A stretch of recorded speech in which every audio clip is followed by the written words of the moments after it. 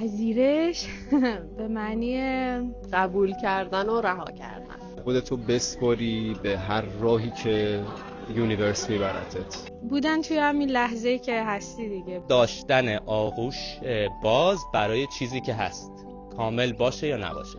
با جریان رفتن، حالا چه برخلاف عقیدت باشه، برخلاف نظرت باشه، چه موافقش باشه. یعنی قبول کردن عواقب و نتیجه هر کاری که میخوایم انجام بدیم. پذیرش به نظرم قشنگ همین این آفتابیه که تو چشته، میتونه اذیتت کنه، میتونه عاشقش بشی و فکر کنی که این چقدر حس خوبی بهم میده. کائنات همه در قرار نگرفتن که پدر منو در بیارن، حال منو بگیرن، این همه چی برخلاف میل من بگذره. یه دلیلی داره دیگه، وقتی سرتو میذاری نمیشه بهتره بپذیری. Things just happen و میپذیرمشون as they are. این مسیر زندگیه، یه وقتایی بالاه، یه وقتایی پایینه. فلکسیبل باشی و هر جایی که بردت باهاش بری. یعنی اینکه دنبال پاسخ برای هر چیزی نباشی.